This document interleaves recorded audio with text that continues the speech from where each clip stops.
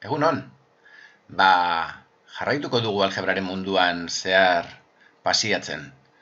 Aurreko bi bideoetan, lehenengo mailan ikusitako monomioen arteko eragiketak birpasatu ditugu.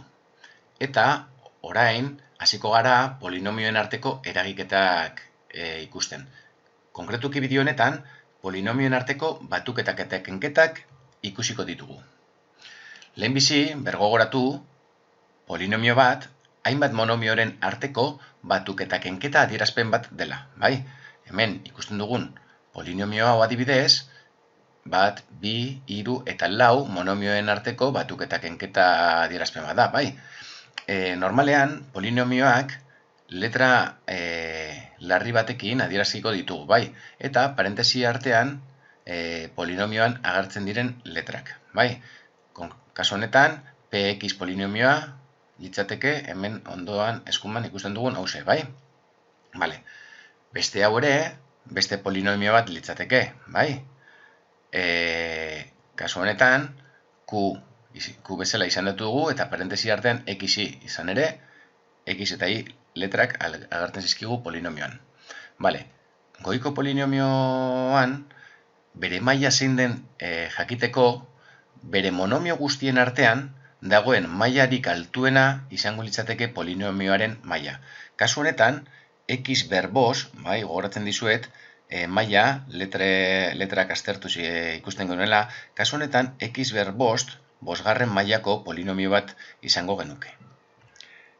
Q polinomioan aldiz, mailarik altuena, xi berbos litzateke, beraz, bi i berbos, bosgarren maila bider bat, lehenengo mailako hau, azkenean, seigarren mailako polinomio bat genuke, bai?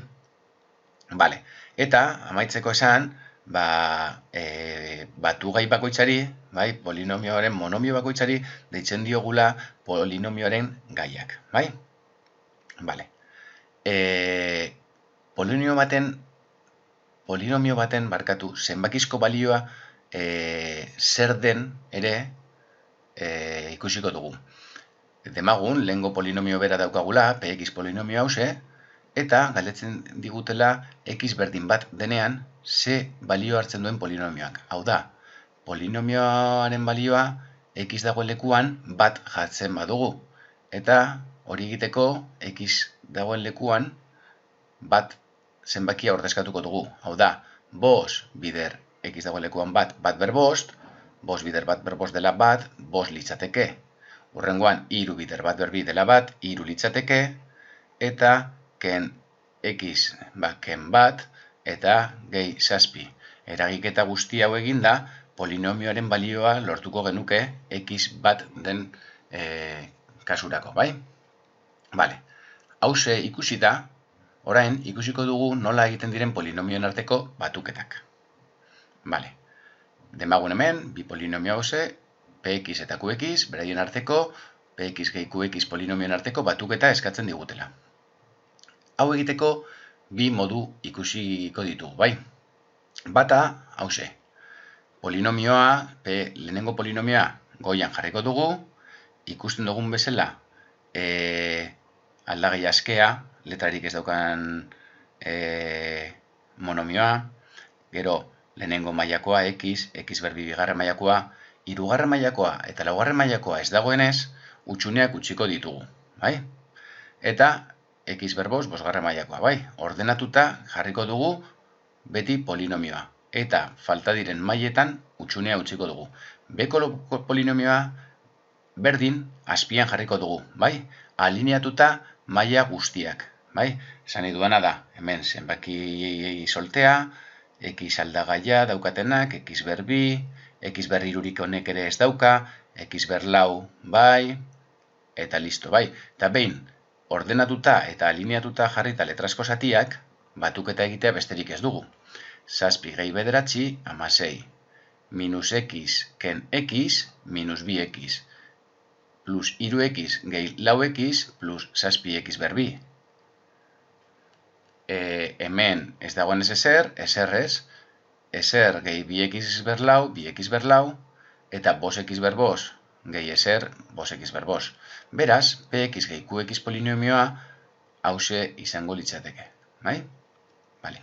Beste era bat, ondoko hause izango litzateke, bai? Batuketa egiteko, lehenengo polinomioa adierazi, px polinomioa, gehi, bigarren polinomioa, bai?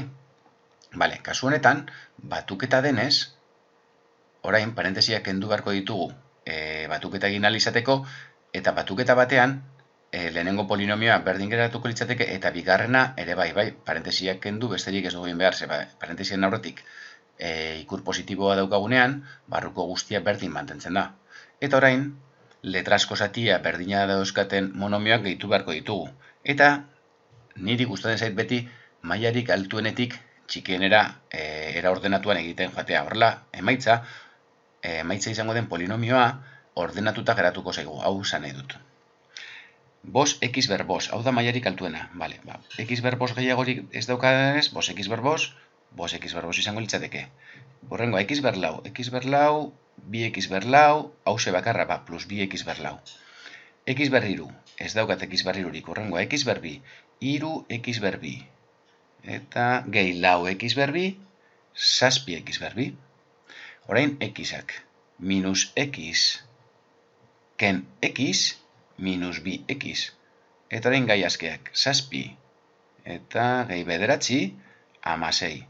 Ikusten dugun modu bezala, lehengo emaitza bera, baina beste era batean eginda. Vale. Eta nola egingo lirateke kenketak? Bueno, polinomio berdinak hartuko ditugu, eta px polinomioa ken qx polinomio egiteko, lehen bezala ordenatuta jarriko dugu lehenengo polinomioa goian, eta bigarren polinomioa, bai, kenketa bat egingo dugunez, beheko atal edo gai guztiei kenduko diegu, ikurra aldatuko diogu. Hau da, bi x ber lau beharrean, minus bi x ber lau, eta bar, bai? Horren, minus bi x ber lau, bai, denak ikusten duzuen moduan ikurrak aldatuta. Eta lehen bezala, letrasko zatiak berdina dauzkatenak alineatuta, bai? Eta mailaren bat falta denean, utxunea. Eta orain, ben ikurrak aldatu ditugunean, batuketa egitea besterik ez dugu, bai? Ze ikurrak aldatu ditugunez, kenketa egiten ari gara. Hora, beraz, zazpi, ken, batuketa egitera, no, plus zazpi, ken bederatzi, minus bi, minus x, gehi x, kasu honetan, 0, bai? Ez dugu ezer jarriko. Iru x ber bi, ken lau x ber bi, minus x ber bi.